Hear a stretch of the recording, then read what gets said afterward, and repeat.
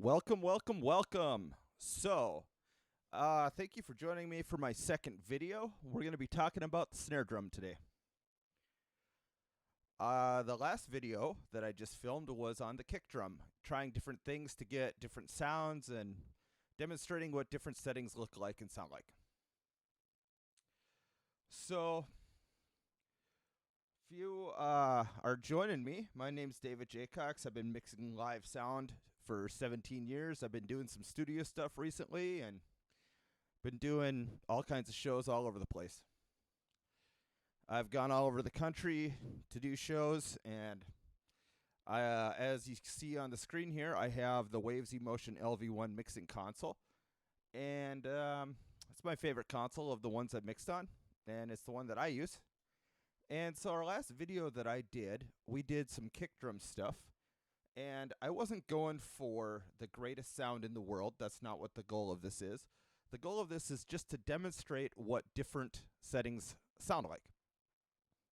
And just, you can make up your own mind which one you prefer, I'm not going to tell you which one's better. If I have an opinion, yeah, I'll say what my opinion is, but I'll do it gently and just say I prefer this because of.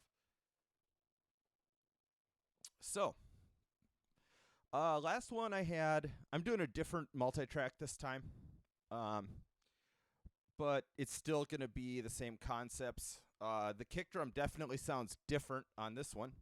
If you watch the other one, it wasn't the greatest kick sound in the world, but that's not the point of these videos. These videos are just to demonstrate different settings. So, let's take a look here at these kick channels. So, the way I label my console is in, out, top, bottom, hat, toms, overheads. I do in because I write in and out because I know it's the kick channels. So if it says in, I know it's kick in. I just know that. Here is your sources right up here. It's kind of in a weird order because when I multi-tracked this, I had to plug extra microphones into different channels. So I had kick in on 18, but kick out was on 1 because just the situation, and it just made things easier. It just made it easier then, but after the fact, everything's harder because now you got to track down what channel's what. Like, for example, here, so I've got kick in on coming in on source. You could call it a source 18. Out is 1. Typically, it would be kick in is 1, kick out is 2. There was some other stuff here. The guitars, these are guitar channels, 13 and 17. Where it was coming off of his Kemper, it was right out of the back, left and right of his Kemper, but I had to plug it into 17 to get the extra channel.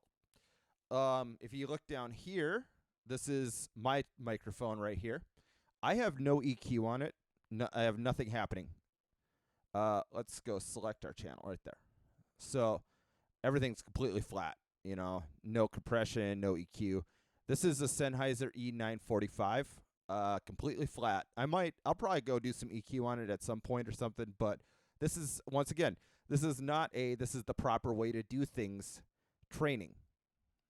That's not what this is about. I will do some workflow videos and how I do things, but we'll get to that later on. Right now, I just want to run through all the channels and just demonstrate different settings on different sources. Right here are vocals, 13, 14, 15. I dropped them on channel 17, 18, 19. So, let's go back and listen to the kick drum.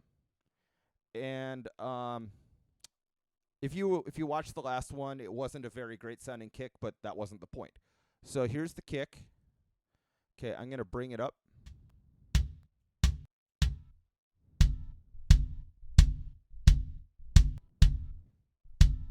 I'm just looping it. Significantly better sounding kick than the last one. And then once again, we'll just take a quick look at it. These are my kick channel settings. So kick out, we'll go to kick in first. See, I don't have much compression. Some heavy gating, but not much compression. Okay, let's go back here. This is one setting I've seen people do. So you can decide which one you prefer. Okay, so that's the kick drum. Just to make it quick, I mean, I'm going to pull those down. And if you're wondering how things are routed, why I have things assigned to group and then not LR here, go back and watch that video. Okay, so snare top. Let's take a look at what our snare top is. And I'm going to hit play, and here we go. Okay, so here's our snare top. Let's listen to that. Actually, I got to remember to do this. I'm going to show you what the channels sound like completely raw.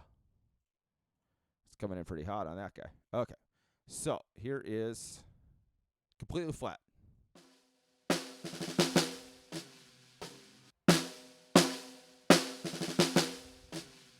This is a Audio-Technica AE3000. Okay, so let's do my settings.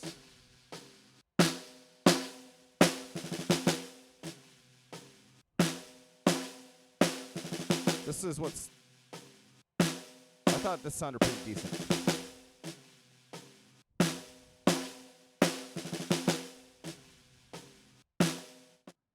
Snare top, snare bottom.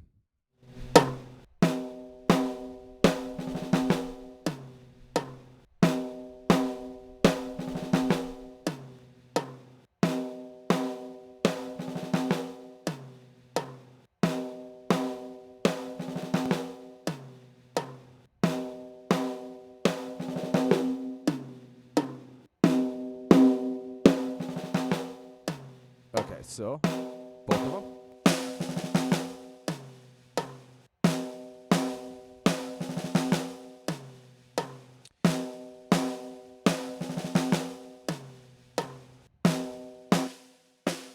It's got some ringing going on. I almost wonder if maybe those are reversed. Wouldn't that be something? Yeah, if this was actually the top and that was the bottom.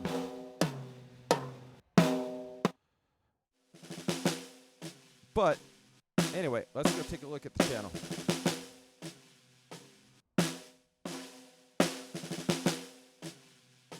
Okay. What I'll do is this. Here. So snare top. Let's bring the channel down for a second, and I'm gonna do 9. Let's see. I'm gonna copy this, and then we'll do paste. Turn you guys off, and then turn that off, and then we'll listen to what it sounds like now. So this is without this boosted frequency right here. Here.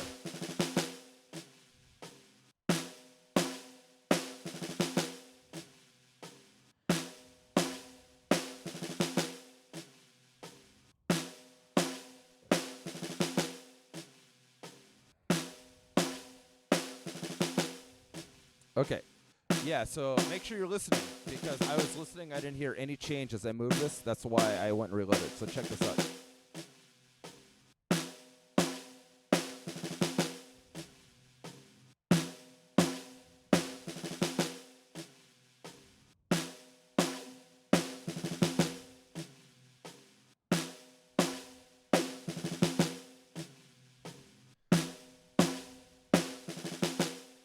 Do you hear that little sound when it inserts? Check that out. Listen.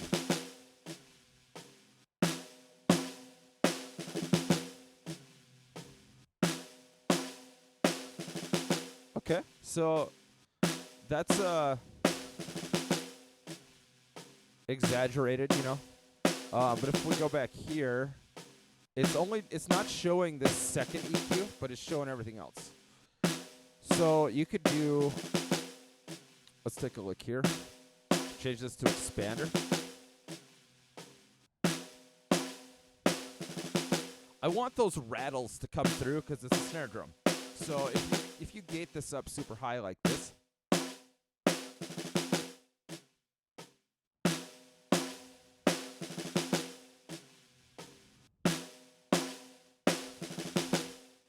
so I mean, I'm listening on headphones and a reference monitor at home. I'm not in front of a PA.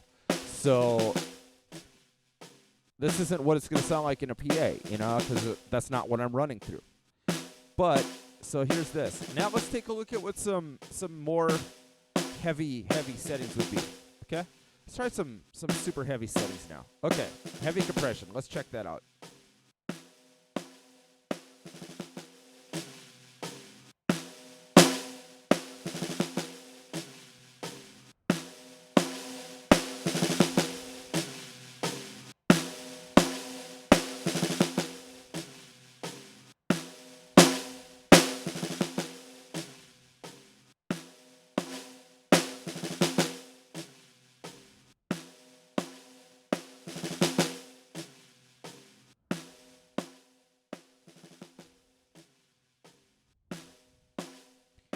It's kind of tough to hear the differences, but what if we turn our limiter on?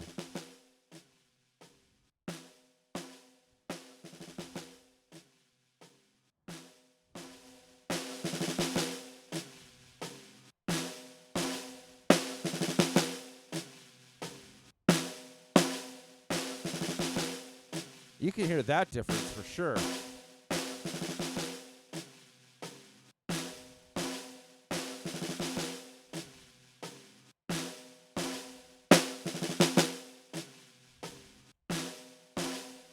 So, I mean, you can decide what you think sounds better.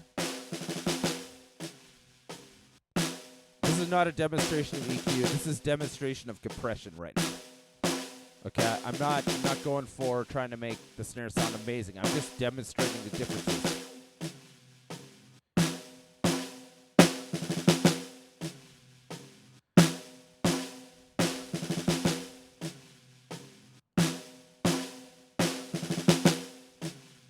Okay, let's just shut that channel off now. Let's go to our other snare channel.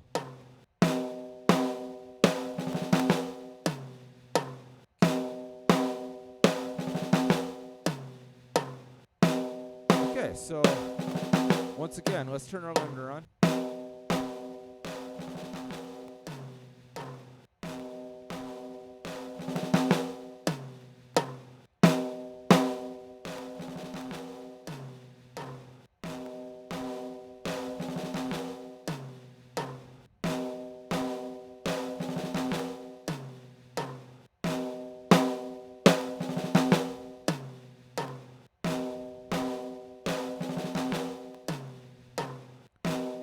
Okay, let's do this. Let's turn this back on. Let's listen to a smashed snare.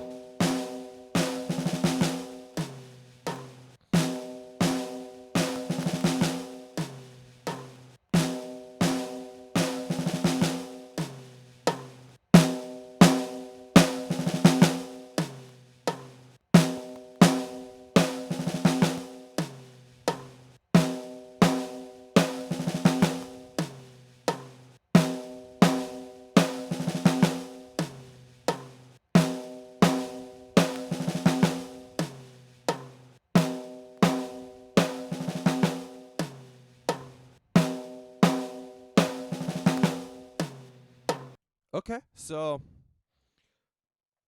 I don't particularly care for that snare sound, as I'm sure a lot of you people don't either that are watching.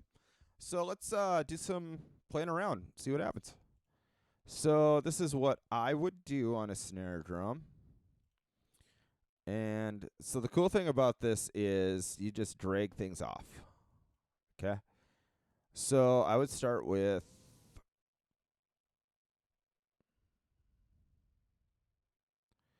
let's start with PSE. There's plenty of training on what these things are. I'm not going to go in and explain all these things, but maybe I will later on in a different video.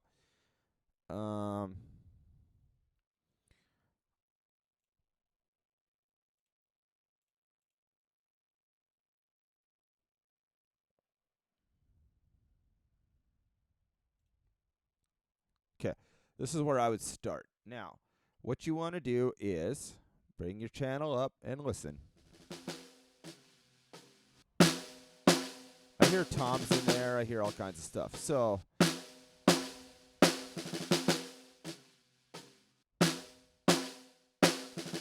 okay, I'm on the fence here on When I'm setting up channels, I will tend to do high pass filter on the same plugin.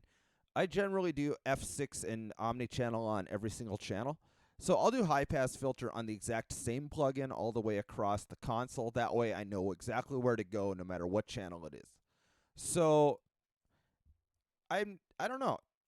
Maybe I'll just go to this guy, omnichannel, and do a 100 hertz high pass filter.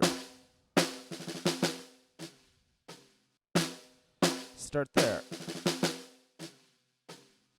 So if you listen to this.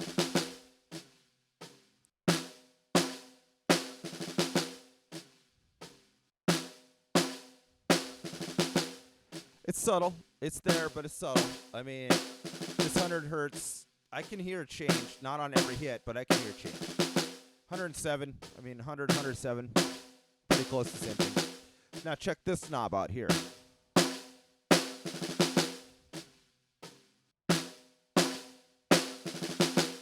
What do you guys think? You like it?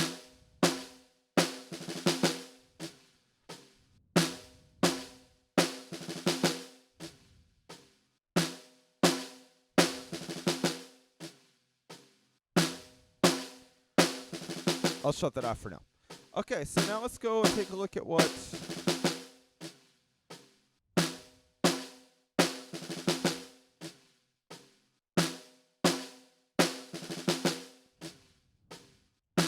I don't always gate a snare.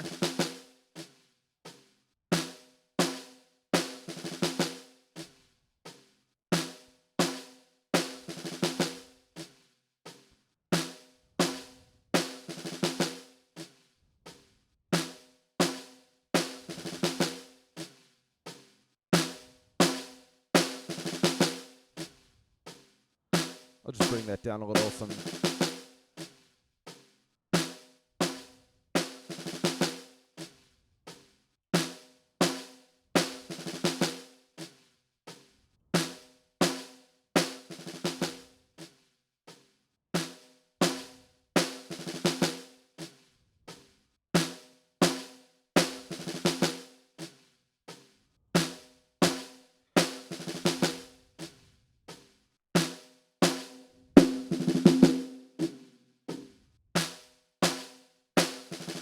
Check this out.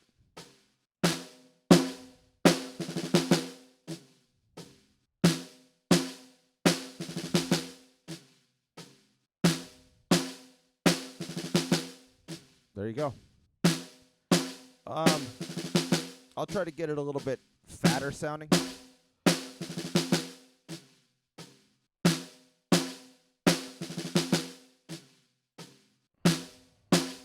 So let's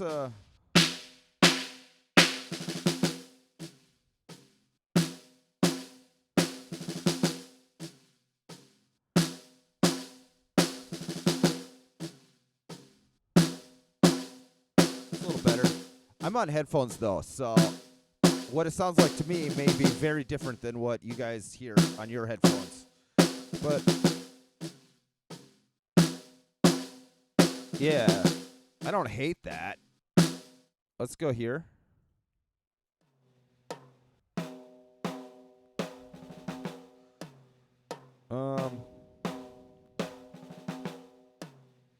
Let's get rid of all this stuff and do what I would do.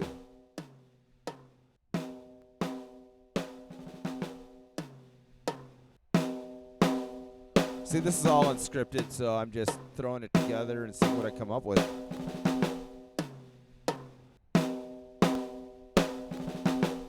Go with you, and then I want to do F6 again, and I want to do Shep's Omni channel, and then I want to do this guy again. So we'll go here.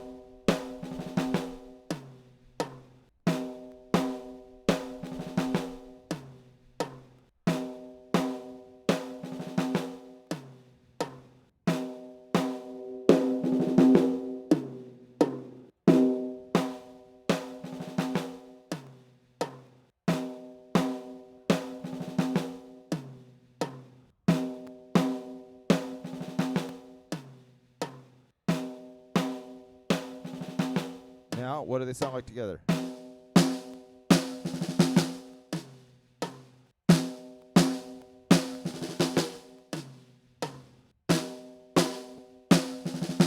There you go.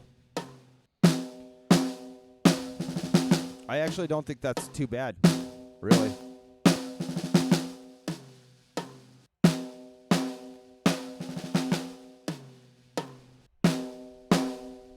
That's with nothing.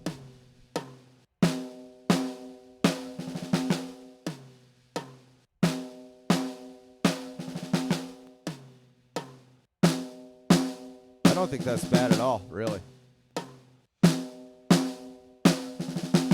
And as you can see right in here, these tom channels are kicking in. So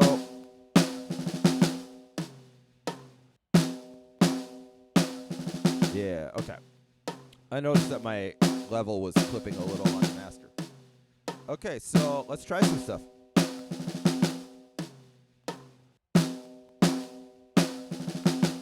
Let's go to our effects.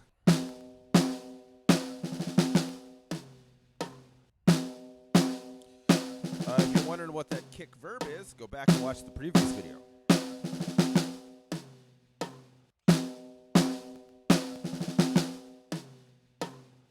Let's take a look at our rack. So my DSP meter, there's something strange going on. I don't know why that's going crazy like that, but okay. So let's put in another reverb. Reverb. IR Live Mono. Okay, so we want to change sources to post fader. That's how I like to do it.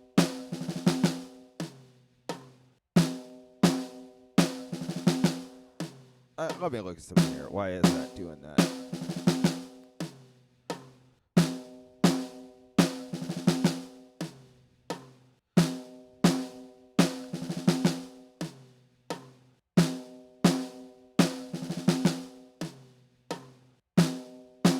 Let's look at a couple things.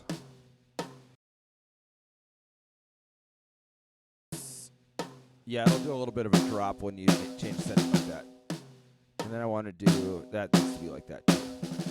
Let's hopefully that'll go back to in the green, but I'm not worried about it because we're not on a show. So let's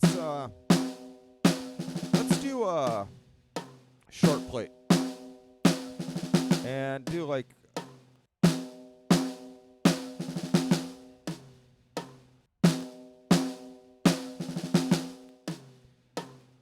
hit mute.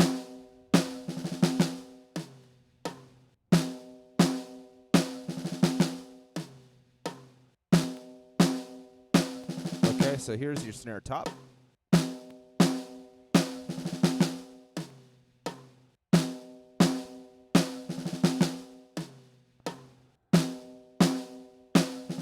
Okay, here we go. Hear that?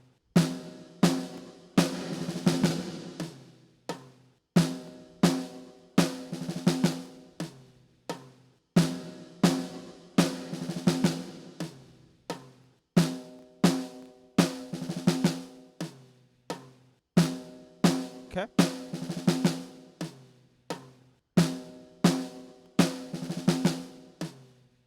Let's turn this on now. Hear that?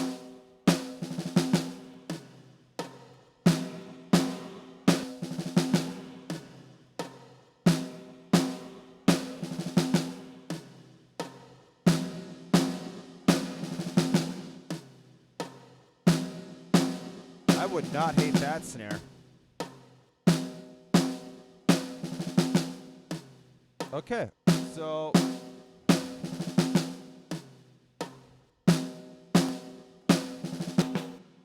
yeah, so I don't think that's a bad sounding snare when you have, you know, all this stuff going on.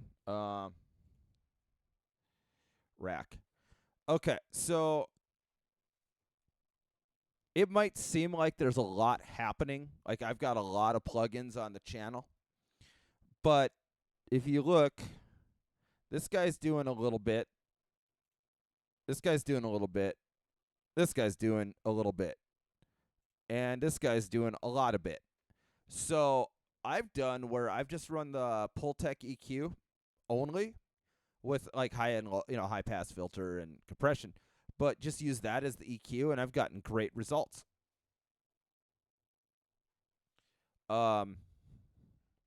So yeah, I mean, just let's unmute this guy.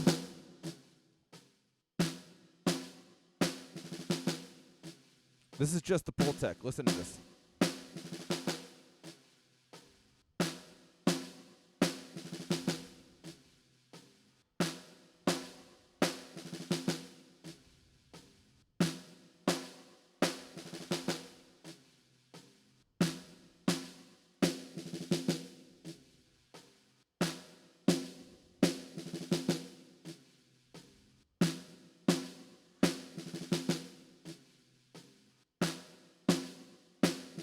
So let's do this here.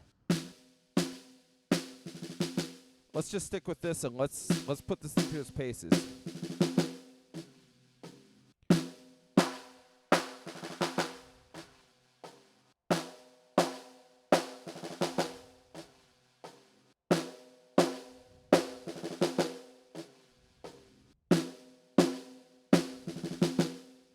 I prefer that one.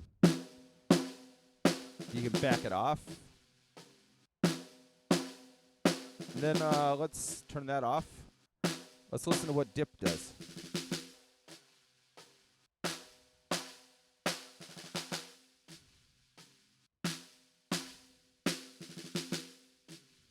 That's actually better, I think.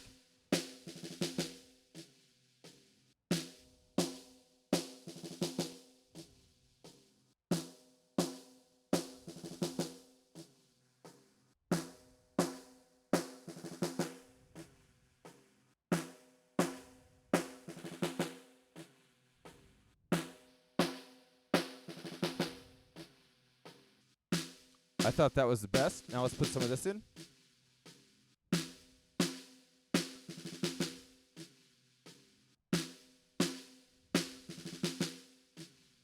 Okay, so that's that. Let's listen to what the peak EQ does.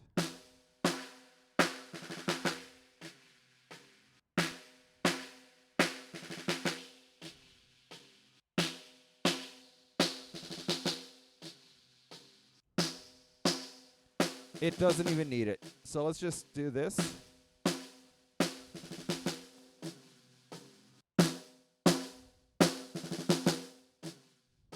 Okay.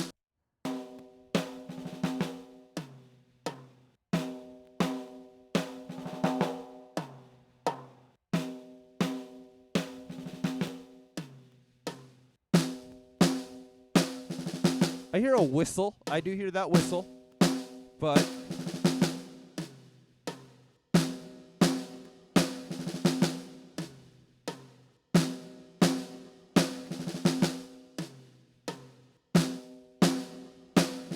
yeah, I could hear where it didn't sound like it was a 30 millisecond pre-delay. Let's check our decay times.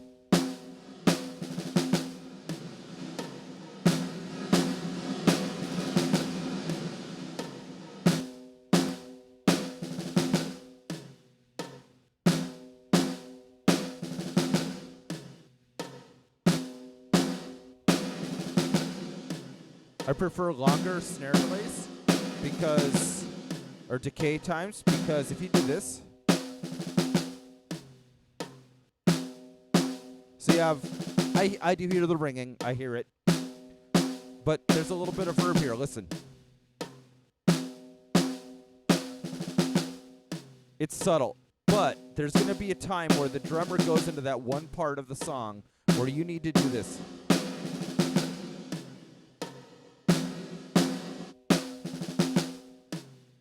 That's why I do longer decay times. I prefer actually 3-second decay times.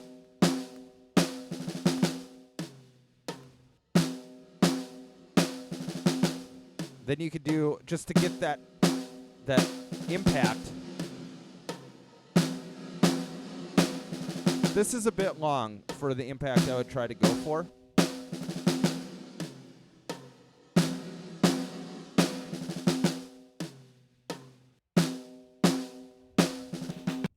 Like if the guy's doing a snare roll, I'm not sure where one would be in this, but if there's a snare roll, sometimes you can get your snare to sound bigger by pushing the decay or the reverb up on the snare drum. So that's one thing I like to do. I like to play around with different snare bottom volumes. And oh, I'm drinking water here. It's pretty great. I'm not 100% sure that these are correct, that this is actually top and bottom. I might have those flipped. I'm not, it was, the show was like 2 years ago. So to get more impact on a snare bottom, you can go. You know what?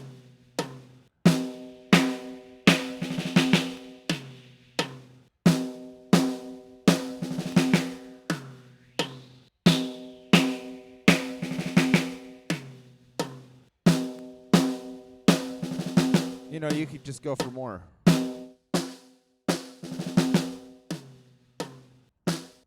You know, I'm convinced those are flipped. But anyway, let's just do this and see.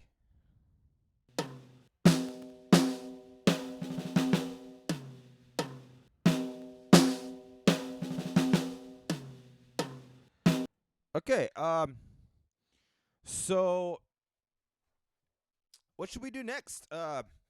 We played around with some different settings just to show what different knob settings and such do. Why don't we do some messing around here? Let's see what we can come up with here. Let's play around with some dynamics, see what we come up with. I really like this one on the snare.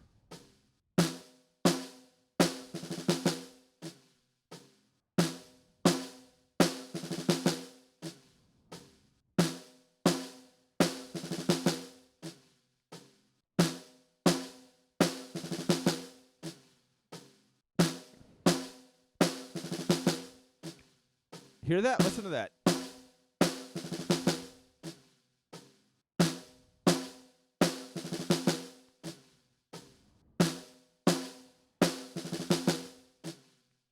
Feel like it just kind of cleans it up a bit. Cleans up your mids a bit. There's also this knob.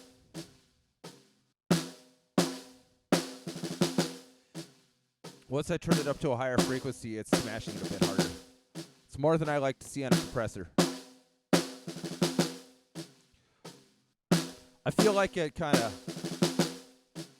Let's listen.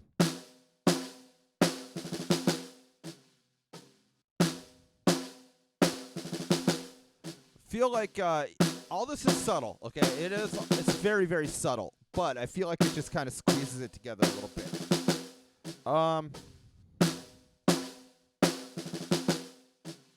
Let's try another compressor on here. Actually, this is a compressor I like.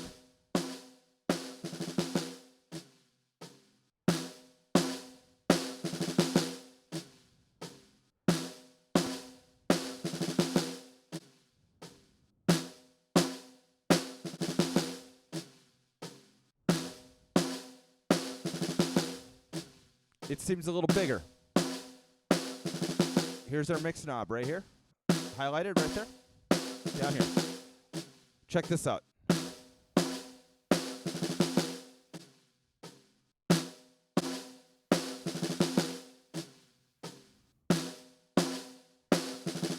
Let's do this number here.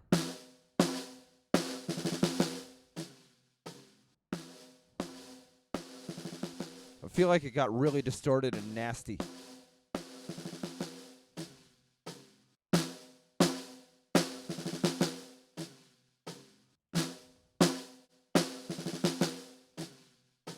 That's all right.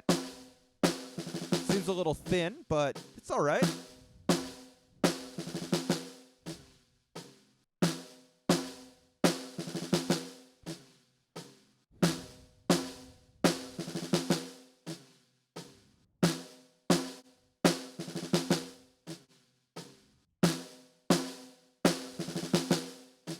Here's a cool thing we can do.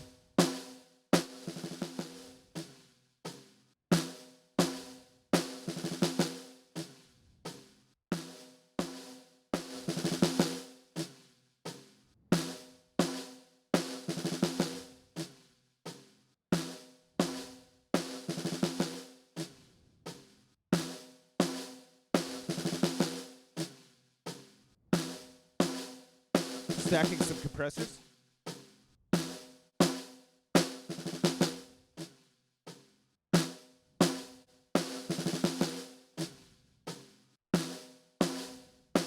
I have some on this guy too. So I have 3 levels of compression happening.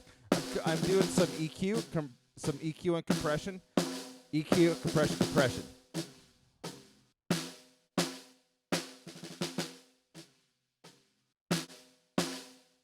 So this is what it sounds like with nothing in. It's original sound.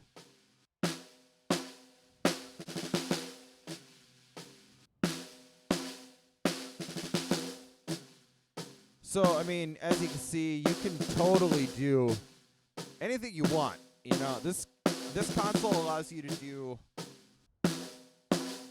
This console allows for you to do 8 plugins per everything. The sky's the limit of what you could do. You know, I mean, do whatever you want.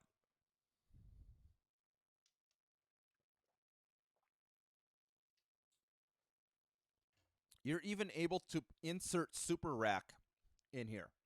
So I could run 7 plugins and then insert Super Rack right here. And that would give me 8 more plugins. So 7 and 8 is 15. I could have 15 plugins on a channel if I needed it. But I am a huge proponent of fix it at the source. Okay? You don't just, oh, we'll just fix it in the mix. No, you make the source sound good. Then you choose the proper microphone. Then you plug it into the console. Once you've done those 2 steps, that's where you get to start inserting plugins.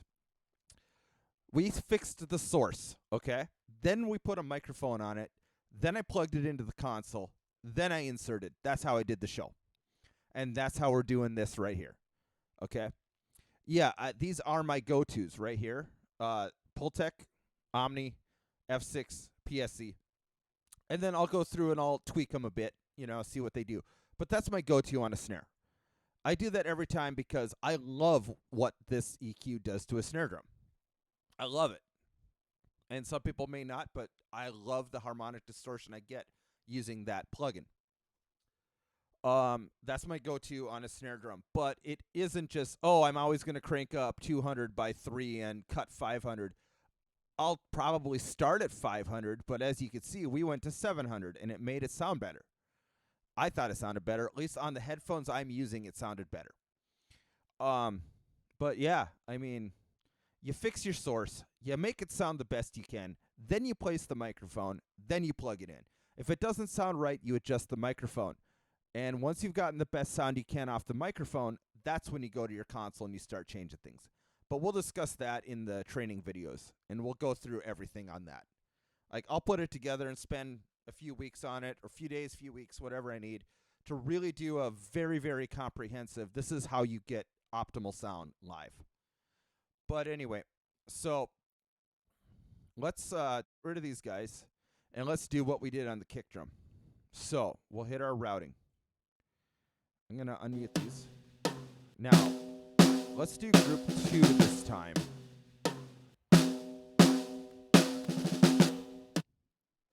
I'm going to do group 2 so that my settings on group 1 don't affect it. So, the other thing that I do is, because I have select plugins that I like to use on things, I'll just, and having experimented a lot and finding what I like and what I don't like, I'll just get rid of all the stock plugins right away. But let's just listen to what the snare sounds like. So that's our snare sound that we're going for. You could do an additional compression.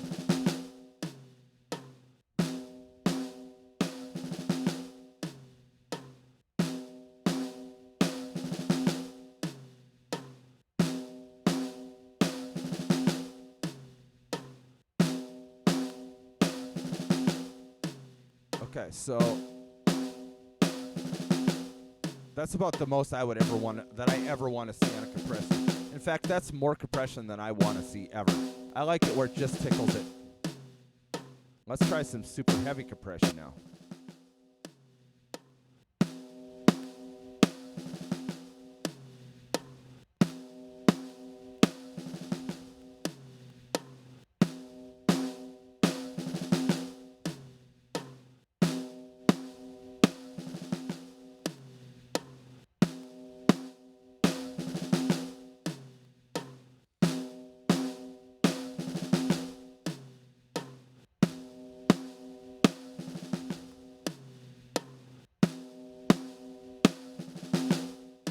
mean, what do you like? This one or?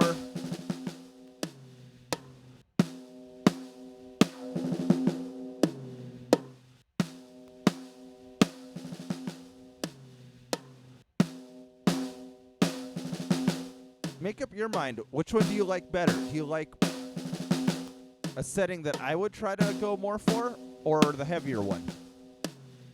You can go anywhere you want, too. I will say, those toms in the background are really kicking out, though. Did you hear that? Listen.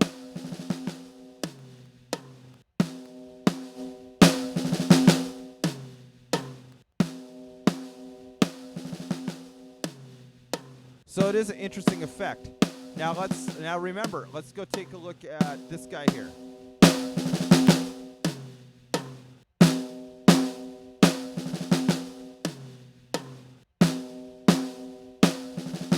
I don't mind that at all.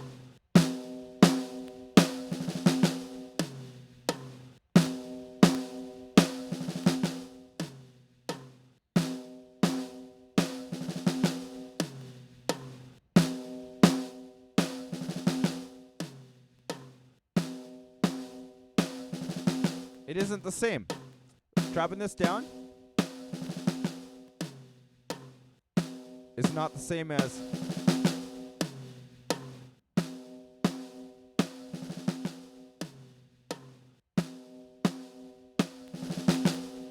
it's definitely better when you do the mix knob.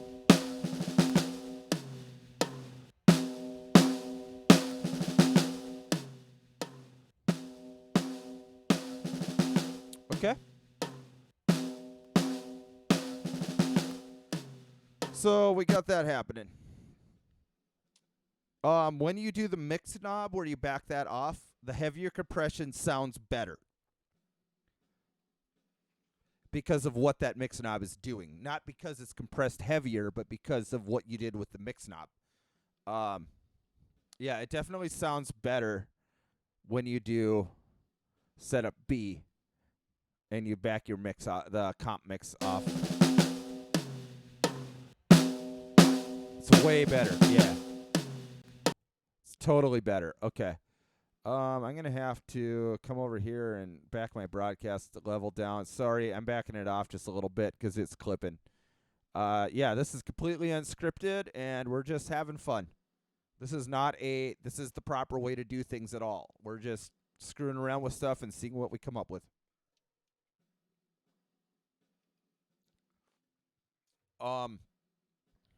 So another thing that can be done. Let's go back to this guy. And we'll do that. Now, another thing that a lot of people will do is okay. So now do this guy.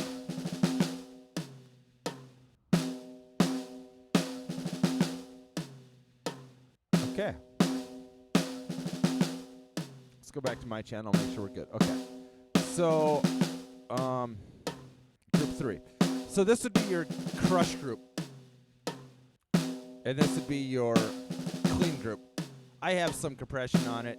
It's not 100% clean, but it's got some compression. Check this out.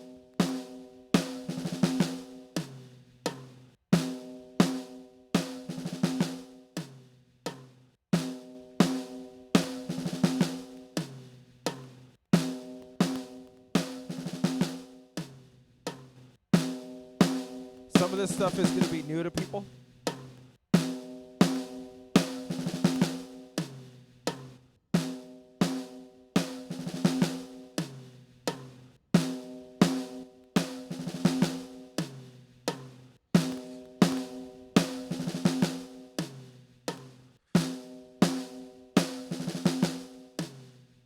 So yeah, let's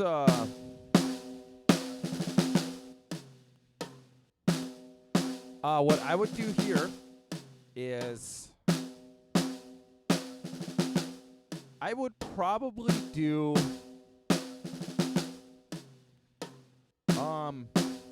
probably that, and then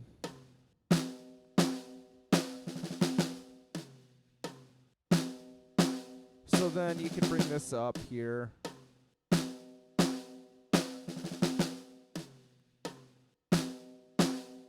Sorry, I gotta reset the plugin. Full reset. Okay, so I got a link. If you got a weird sound, that's because this is a stereo channel. So I probably do that and then get a little bit more fatness out of it. So you could do it that way. And let's shut that off. And we'll go back to our actual channels themselves. Right there. That guy. And then that guy. Notice how it's got very different sound. So you could go to this guy. You could do it all right here.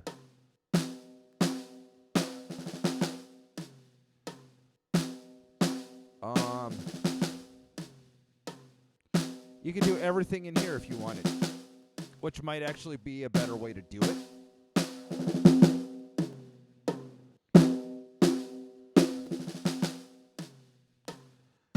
Honestly, doing your EQ moves on here in your group is probably a better way to do it because you'll affect two channels instead of just one. You know, or two channels simultaneously at one time, right? Instead of going to your actual channels and going to each thing and fixing each one, if you don't have the time, it's probably better just to throw them up, get it in the group, fix it, and if you still can't get your snare fixed in the group, then go to the channels. That's if you just don't have the time and you have to get it done now, which is, you know, that's a thing. But yeah, I mean, you can do anything any way you want. I'm just demonstrating different ways of doing things, different settings, and seeing what we come up with. Should we listen to the kick drum?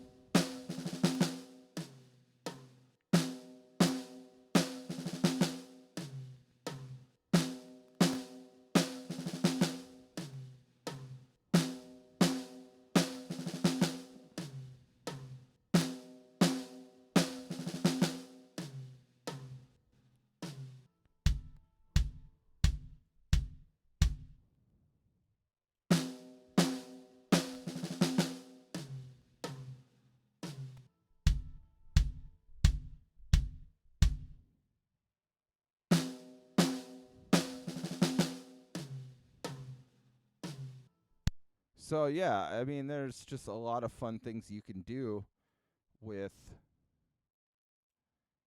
this. And my thing is, it has to be fun. If it isn't fun, what's the point of doing it? You know, I did the whole go out, drive 4 hours, go set up, work all day, do the show, tear down, sleep 3 hours, get up, drive 4 hours, do it again.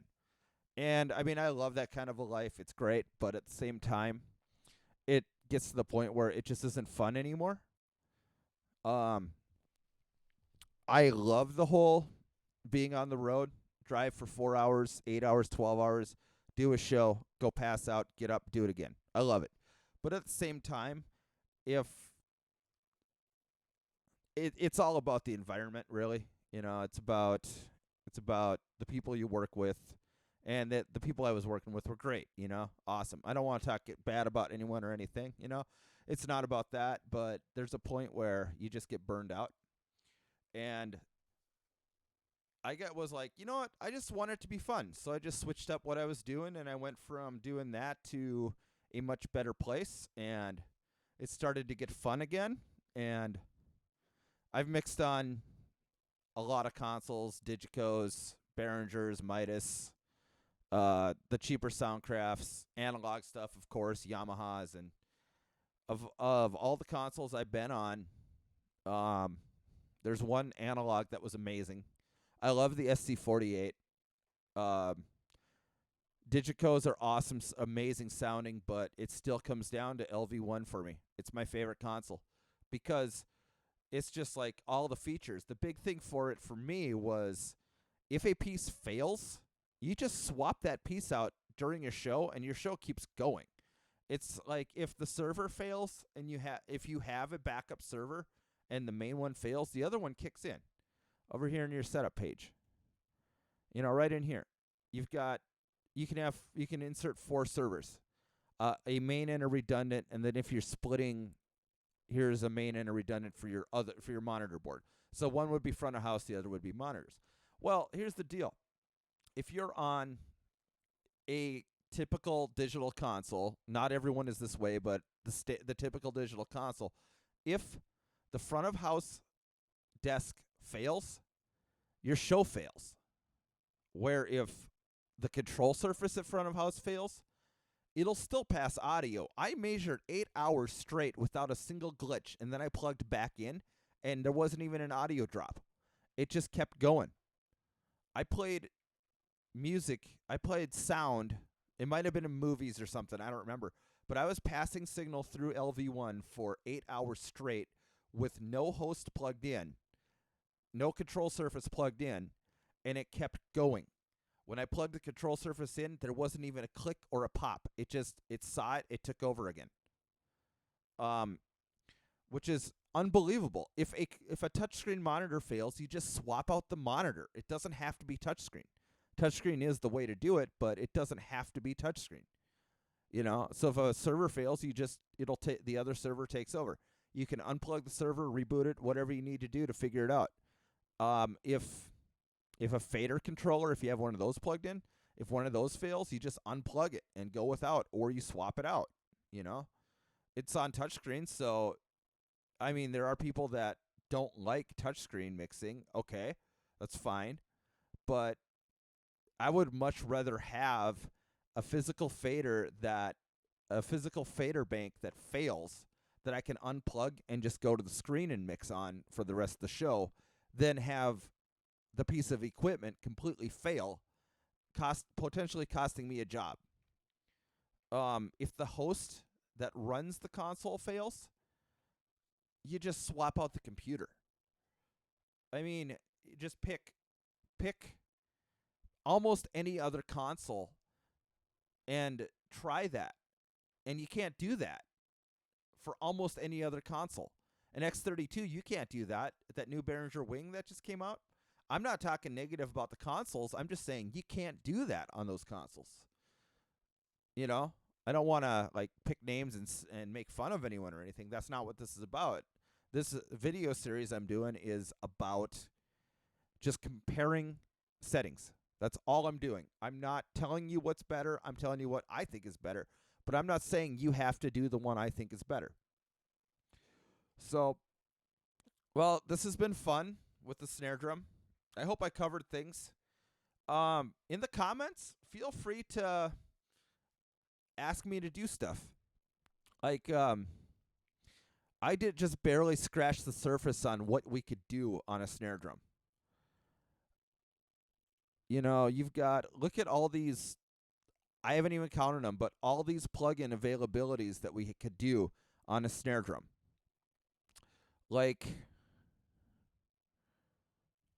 And that isn't even all of them, There's 4 sections of dynamics because they did that so that you wouldn't have to scroll forever. So they split that up into 4. And 3 for that, modulations and stuff, And there's even the one knob series. You could do...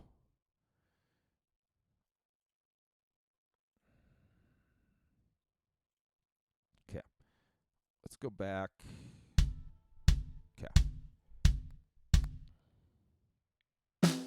Snare drum.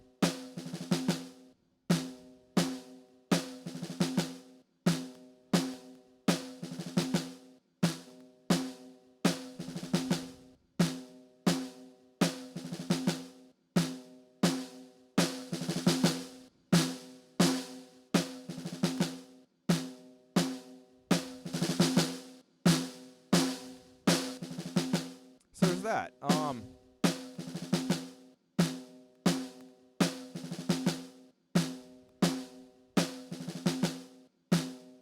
This is just a basic reverb knob. Check this out.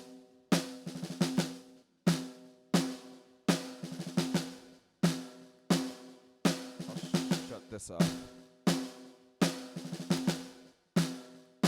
Oh.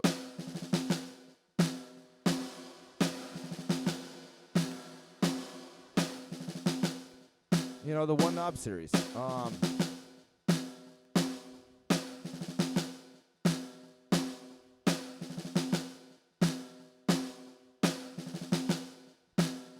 Oh, hey, let's break a rule. Let's break some rules.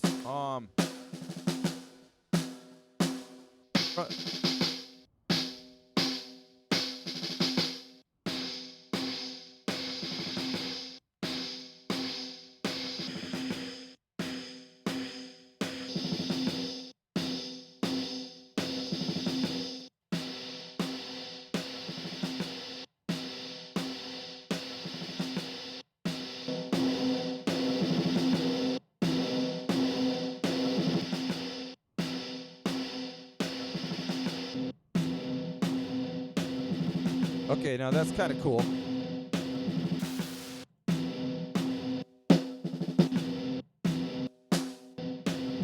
That's a cool effect. Let's turn this off.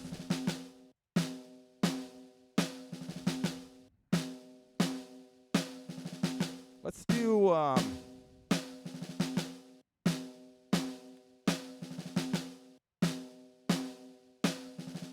everybody loves the SSL stuff. Everybody wants SSL. So let's see what this does.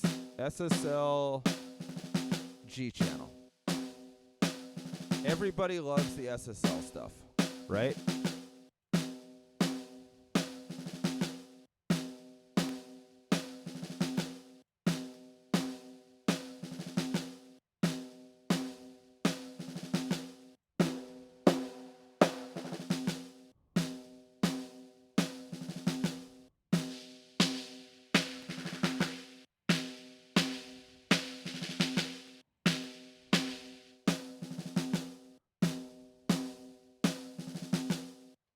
I mean, that's a great sound right there already, you know?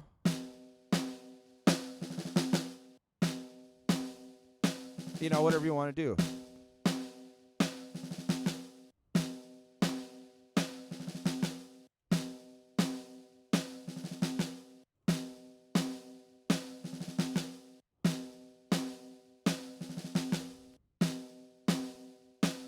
Or let's see what smashing it does.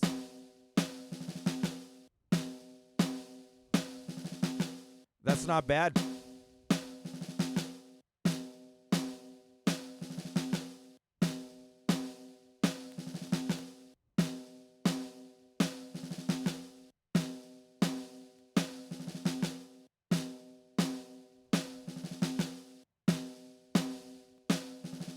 And then let's take a look at what the G channel does. Actually, here.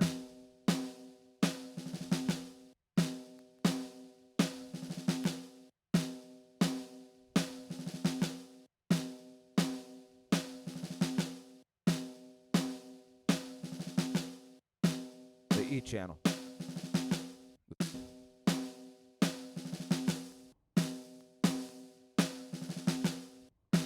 It's a little bit edgier, right? That's actually smoother. Let's see what heavy compression does.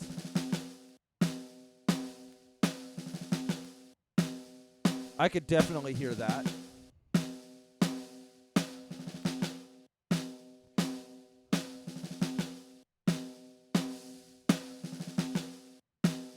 I can hear that for sure. It's a different tone, you know? It's somewhere in that low mid range, the different tone.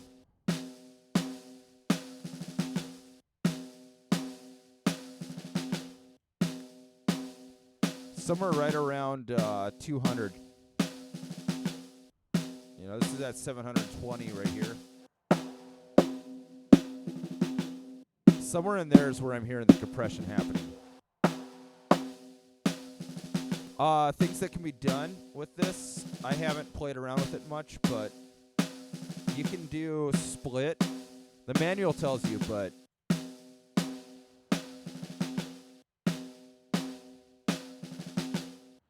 so yeah, hope you guys enjoyed it.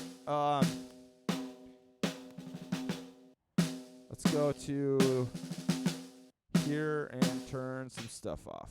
Okay. Well, thank you guys for checking out the video, however many are watching. I had a good time. If you stuck around till the end, that's great. Yeah, this has been an absolute blast. Leave some comments, and hopefully you got some, at least you got some use out of it to get some, this is what this versus that sounds like. Yeah, feel free to click like and subscribe, or better yet, click dislike. Those are fun.